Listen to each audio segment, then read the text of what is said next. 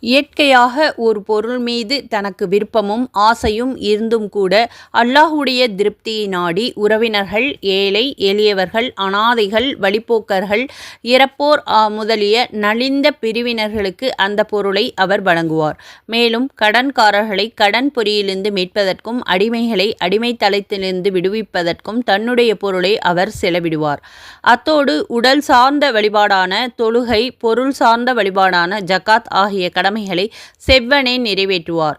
கொடுத்த வாக்கை காப்பாற்றுதல், துன்பங்கள் நேரின் அவற்றை பொறுமையோடு அணுகுதல் ஆகிய உயர் பண்புகள் அவரிடம் இருக்கும். இத்தியாதி குணங்கள் எவரிடம் உண்டோ அவரே நல்லவர், புண்ணியம் பெற்றவர், தீமைகளிலிருந்து தன்னை தற்காத்து கொண்ட தூயவர் என்று அல்லாஹ் தெரிவிக்கின்றான். மேலும் இதை பற்றி தெரிந்து கொள்ள பெரிய பயானை பார்த்து பயனடையுங்கள். ஜஸாக் அல்லாஹு ஹைரா. அஸ்ஸலாமு அலைக்கும் வரஹ்மத்துல்லாஹி வபரகாத்துஹு.